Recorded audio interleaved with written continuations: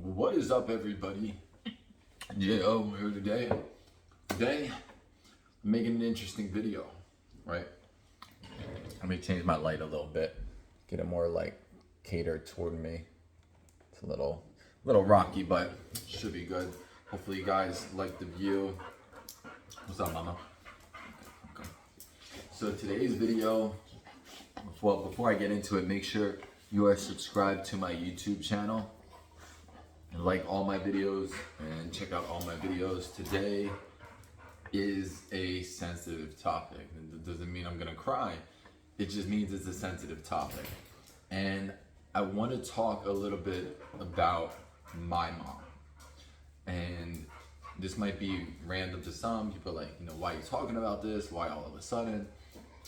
I just want people to know how I personally feel. Before I get into this, if you see that my tongue is blue, I have my one-a-day gummies that I love to take for some reason. I like having my gummies, but if it is blue, just ignore it. I didn't do anything weird with my tongue, if you guys think that. So back to the conversation. First of all, my parents are going to be moving to Texas in about a week from Florida. They sold or in the process of selling their home, making a lot of equity, and want to be near their granddaughter, which is good, but I didn't force them to. They wanted to. They found a nice home, brand new, that they're currently renting and that they like very much.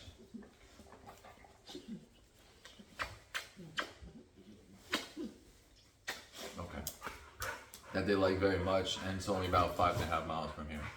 So this video is catered to explaining my childhood and what I went through as a child. So I know I made a video in the past and the life of me, and it's 3 different parts. It's a very good video, very informative, very great kind of biography for myself, autobiography that teaches you about me and my life and what I've been through. But I want to talk a little bit in depth about my mother, who's the reason why I want to talk about this, like, for real though.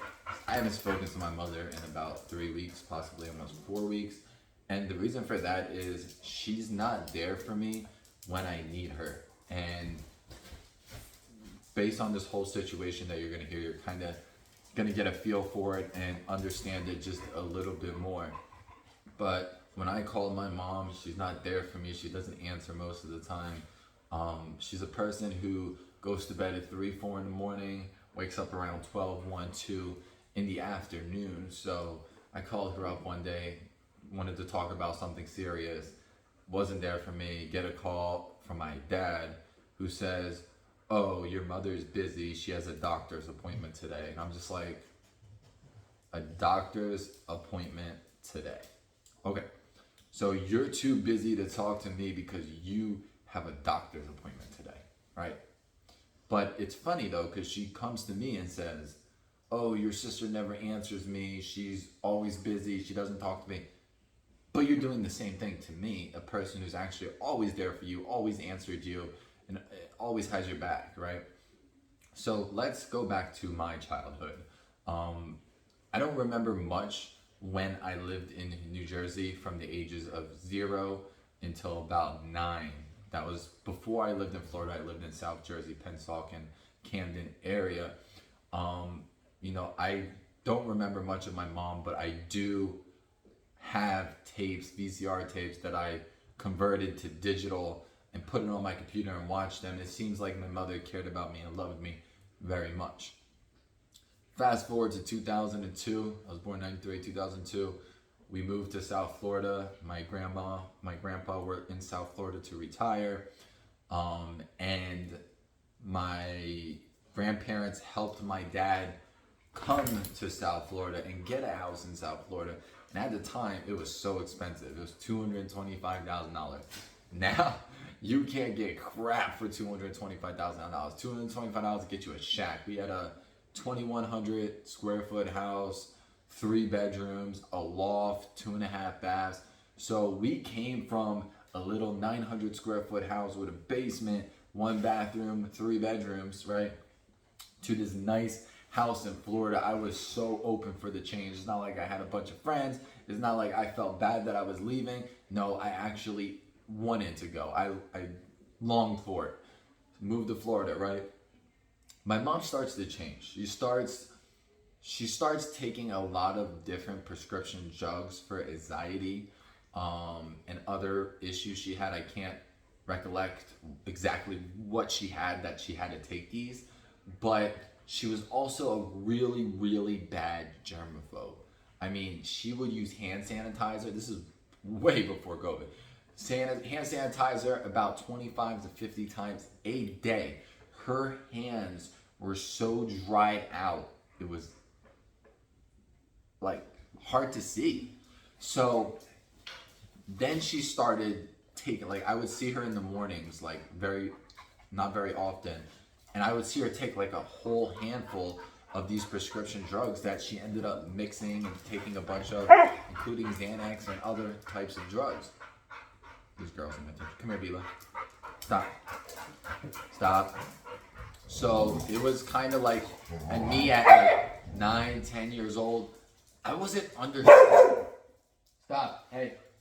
I wasn't understanding what was going on. I was understanding what she was doing. And about when I turned about 10, I very rarely saw my mom.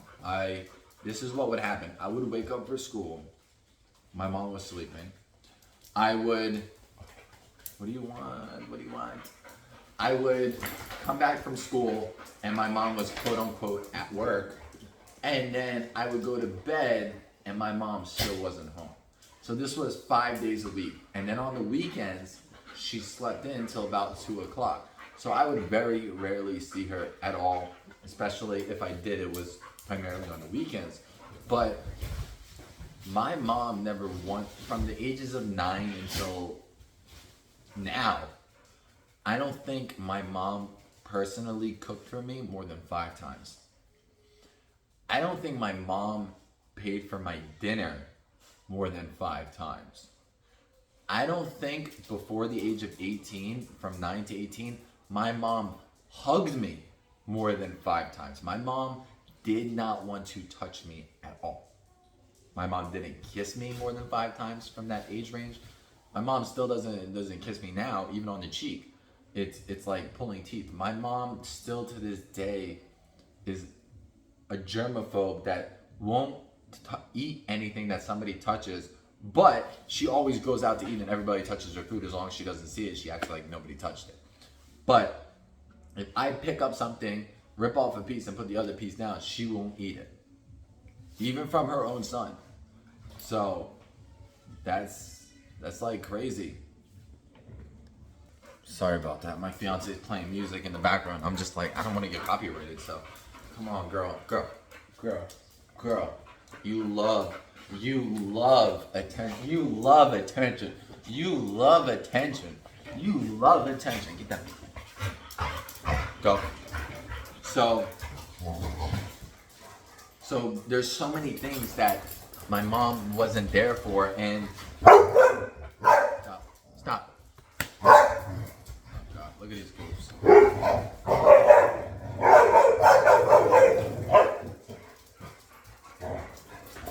Quacks, I tell you. So, let me get back to what I'm talking about. These dogs are going crazy. So, now you might say, well, how was your dad? And my dad was a very frugal individual, but that's not a bad thing. My dad, yes, he didn't like to spend money, but he also didn't spend money on himself. So it's not the worst thing in the world, but my dad was always there for me. My dad was always there in the morning when I had to go to school, be taken to school, be picked up from school. My dad was always there making me breakfast, lunch, dinner, packing my lunch. There's times I forgot my lunch. He brought my lunch to school. My dad kept a roof over my head. My dad kept me in a straight line. Now, are my parents like my dad the best? No, my dad never told me what to do or how to do things or explain things to me. So I had to learn myself. But if I grew up with just my mom, I would not be the person I am today. And I'm saying that in a negative way, because that is not the childhood that any kid should have, right? Any kid. So it's just so hard because my mother, you know, after I moved out at 18, tried to come back into my life, and I never fully accepted, and I never will fully accept it, especially because of what just happened 3 weeks ago. And you might say, that's your mother, you need to forgive her. Like, I understand, like, she's my mother, and that's why I communicate with her and respect her as my mother. But if that wasn't my mother, I would personally dislike the lady strongly. But she is my mother. She did birth me, so without her, I wouldn't be here. So I respect her for that, right? I respect her for that. That's about it, though. So, you know, my mom took multiple months to figure out if she wanted to move to Texas to be near her granddaughter, right? The only thing she has in Texas is my sister, who doesn't really communicate with her whatsoever, and some quote-unquote friends that aren't even really good friends. And not only that, she doesn't have a job. She doesn't work. So what's keeping you in Florida? Your mother, who's the only grandparent living right now, is in Philadelphia, and you don't want to live with her and you don't want to be with her. So why would you stay in Florida when your granddaughter's here and your son and your daughter-in-law, or soon-to-be daughter-in-law, is also here, and your husband wants to move here? So stop, please, stop.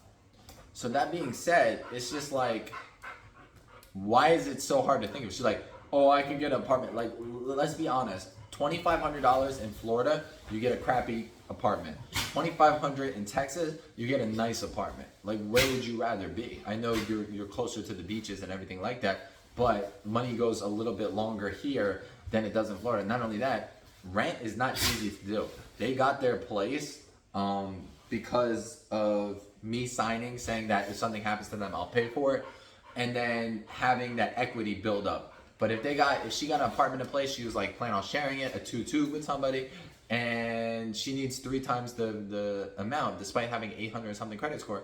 You still need 3 times the amount, and she doesn't have that, and her friend doesn't have that, so it's not plausible. So I don't even know why she went down that route, but she's like asking me if I'll be mad if she didn't move here. I'm like, I do not care. If you want to move here and be with your granddaughter, that's something you need to figure out and you need to choose. So I don't want to keep rambling on about this. I know I'm already 12 minutes invested into this video. I just want to state that it's very hard, and I'm sure a lot of you had it worse than me. I'm not sitting here saying like I had the worst life and everything like that. I had a roof over my head. I had food in my mouth. I had water to drink. I had air to breathe. I had a pretty good life, right? Could I have a more supportive mother? Of course I could. It's just a shame that my mom, like 3 weeks now of this issue that she didn't answer me. I told her not to talk to me, and she can't even like put together an apology. She doesn't apologize. She doesn't acknowledge when she does something wrong, right? All you have to do is like call me up and be like, listen, I'm sincerely sorry. You're right. I should answer you. It could be important. It could be emergency. And I put something else before you, and that's wrong with me as a mother. I'm sorry, and I love you. It's not that hard to do that, but she's not going to do that. So if you guys have any questions about my childhood and my life, please let me know. This girl, you need so much attention. You need so much attention, my love. So much. You're just like a big baby.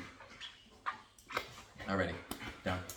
Alrighty, guys. I hope you all have a great day. I had a super hard workout. Well, not super hard. Today was supposed to be my day off, but I decided to go anyways because I wanted to do drop sets / supersets or drop sets, where you go like 50, 40, 30, 20. I think it's drop sets. So I did drop sets, full upper body, and I just like tore my body. And I did legs yesterday. So Monday is going to be bis and tris, abs, and cardio. So that's not going to be easy. So especially after today, I'm hoping that I'm not too sore tomorrow going into it. But I'm Jake. Be sure to subscribe and like this video, and I appreciate y'all so much. Take care, everybody.